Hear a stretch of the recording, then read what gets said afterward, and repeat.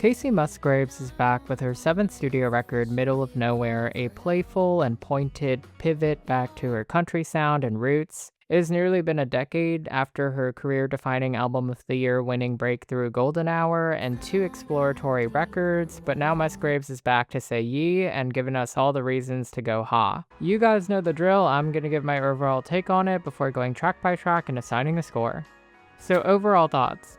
I've seen so many people call this album a return to form after the pop-inspired divorce album Star-Crossed and the deeply meditative Deeper Well, and I disagree. I adored both of those records. I thought they reflected Musgraves' need to experiment and branch out. Neither one of them really held a candle to Golden Hour, of course, because what album could, but where I do agree is people saying that Middle of Nowhere comes really close to that album. From the lead single Dry Spell, I could tell that this record was going to be special, and so did the general public. Dry Spell is Kacey's first proper charting hit in years. Kacey's finally kind of shed that calm that she had during the polished Deeper Well astrology loving self era, and now she's had it up to here. She's frustrated, ready to use all of that wit to pop a few bubbles. Dry Spell's Lonely with a capital H line pointed to her younger self, her attitude that really colored in same trailer, different park and pageant material. There's a rich emphasis on melodies and instrumentation on this record. Middle of Nowhere fully eschews any notion of trying to balance pop and country. I think it leans heavily on the country part. It dips into her Texan roots. You can even tell with the writers, Shane McAnally and Luke Laird, they were both heavily involved with her Yeehaw Gung-Ho first 2 albums. They're back here to write. This record has way more pedal steel guitar than synths for good reason. If I had to compare this to any of her old records, it's definitely like pageant material and Golden Hour's horny and pissed sister. And I think the timing is perfect. It's coming out on the eve of summer. It really suits a lazy road trip with friends or beers on the porch in the afternoon. But the star here really is the return of her grit and humor. She really lets loose on this one. I love Deeper Well, don't get me wrong, but I felt like she pared herself down when it came to laughs, wherever this one just drops quips left and right, like on tracks like Uncertain Texas. She's never sounded this confident. There's an airiness and a weariness to this record that she sells in every song. This album is kind of like a survey of different country subgenres. It even dips into mariachi and Tejano influences, while still somehow remaining very cohesive sonically and thematically. I think this record is about Kacey's feelings of loneliness and a lack of belonging. Each track really sells a different aspect of being in the middle of nowhere. Kacey wrote this during her longest period of being single in her life. She casts that narrative by creating a liminal space in her music. Even the way that she sings has this downtrodden tone to it, and you really hear that on I Believe in Ghost, a little rocky track with a guitar solo that had me ascending. There's an earned maturity to this record. I think I heard it most on Loneliest Girl, which flips the Lonely Weekend on its head and sees Kacey really relish the freedom. That freedom that does come with being on your own without having any spite towards people and relationships. For those looking for the Golden Hour sound, I think this is the track to listen to. Those looking for a proper tearjerker will find it on the closing track, Hell on Me. Musgraves paints it pretty plain and clear that she's happier on her own and that, quite frankly, the pickings are slim. The men that she sings about on this album are absolute trash, from the reckless men who just don't know what they want in life in the title opening track to cowboys that just won't get off the fence. There's no reprieve for her, and despite all of that, tracks like Rhinestone remind us that she's not crying the whole time. She's ready to smoke a little weed and dance the night away, even if the men have her feeling like a rodeo clown. This album does have quite a few features on it, most notably Willie Nelson, Billy Strings, and Miranda Lambert. All the features do a great job of keeping her centered, never overshadowing her, but rather being a compliment. Miranda's feature on Horses and Divorces is sort of country music's Girls, so confusing, but it's way more aggressive because both women have openly beefed with each other for years. This track leans into heavy camp territory, as both women point out how odd it is that they don't have any shared exes despite being from the same state, and how they both like Willie Nelson drinking, smoking, and cussing. This album goes down really fast. It's just 13 tracks, 44 minutes, but I found myself looping it very easily. My initial standouts were I Believe in Ghost, Mexico Honey, Rhinestone, and Loneliest Girl, though I didn't have a single skip. If you already love Kacey, you're gonna love this. I dare say it's in my top 3 records of hers. I've been a huge fan of pageant material, so this being that record spiritually, but with the compounded knowledge of the last decade and some change, made it all the more sweeter. And before I give it a score, here's my track by track. Middle of Nowhere is the opening title track. I think it's a perfect preview of the record sonically. The verses are short. She casts this place where fences just don't exist and she can't be reached on the phone. The chorus comes in almost out of nowhere with a swooping sound that jars against the initial melody to show how lost she is. The bridge that closes the song is kind of the thesis of the album. I'm trying to lean in the in-between. It's just me and that's all that I need. Dry Spell is an absolute banger. I think it's a self-effacing, bold track about being horny and bored. The instrumental's guitar riff is slick and restrained in such a way to kind of reflect her state of mind. I found it to be a confessional track. It's not meant to seduce so much as complain with twang and humor. I'm so lonely with a capital H, if you know what I mean. I've been sitting on the washing machine. Very simple set of lines, but just genuinely funny. My favorite part has to be the dejected yep at the end of each chorus. It's just a small detail that ties the whole thing together with a wink. Back on the Wagon is just full-on country. The pedal steel guitars just lull you in. The track is a dressing down of an ex who's just a total drunkard and a mess. He's her mess though. The chorus is a clever double entendre. She's back on the wagon with him. He's back on the wagon because he's drinking. He's her affliction. She's just in this full sunk cost fallacy mode on the chorus. I adore the little break in the middle that lets you soak in the melody and take a breather before the final chorus. That's something she does throughout the entire record.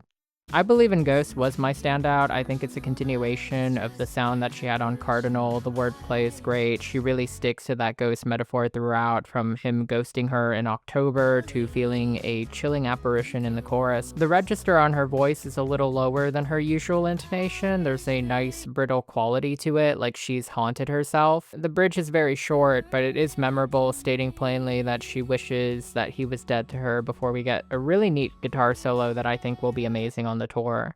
Abilene is the story of a girl who's the gossip of the town after running out on her partner in her hometown of Abilene. Each of these verses kind of speculates why she had to go, whether it was the pills or her bum of an ex. The chorus laments her leaving, but the outro speaks to how brave this girl is, because the narrator says they'll never leave home the way that she did.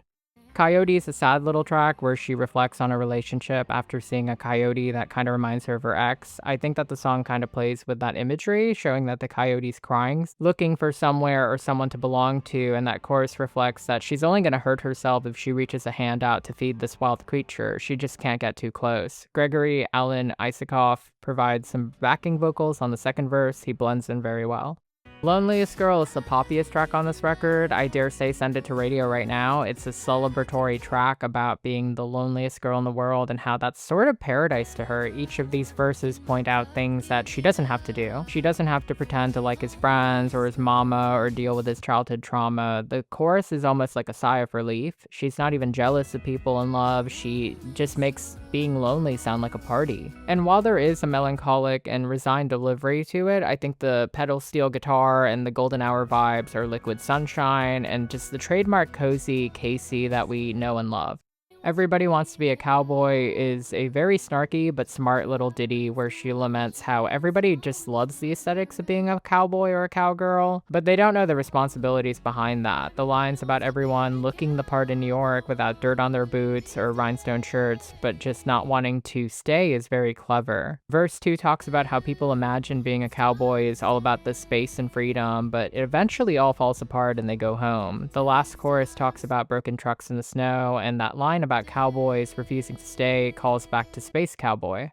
Horses and Divorces with Miranda Lambert is a fun little duet between these two women who have publicly hated each other for years. They finally come together on this track. They're both at the bottom of their bottles. They realize that they both have farm animals, bad taste in men, chips on their shoulders, and they love to cuss. I really love the accordion bit. I think it's a nice interlude, as is the line about what asshole doesn't like Willie Nelson. Lambert never overpowers Kacey. She actually slots herself well into the world for this track. Uncertain Texas with Willie Nelson is perfection. The Tex-Mex fusion of sounds and the absolute love that you feel for the country genre makes this a future classic. Lyrically, it's a dressing down of the men in her life for just being so darn indecisive and lost. She's thinking love is just a delusion at this point. The chorus is an absolute bop. She compares her life to the real town of Uncertain Texas. It's a small town, Google it, it's real, where people just run out of the door and no one makes up their minds. Cowboys with character made out of straw blowing the wind. The little twist where she just builds on the insults at the very end of that last chorus is a treat. She just keeps on one-upping it. He's a love-bombing, snake-charming, heartbreaking dumbass. Rhinestone is an absolute bop. There's some wordplay about sparkling and embracing, being the rodeo clown even when life's bull gets to you, but it's also about getting high. The production is just so smooth, as is her voice on this track. Verse 3 is just so warm. It's about finding someone to dance with and not overthink so much. The little breakdown towards the end where she vocalizes and you just get to boogie a little bit, that was what really made me fall in love with this track. It's almost like High Horse's chill, wiser stoner sister.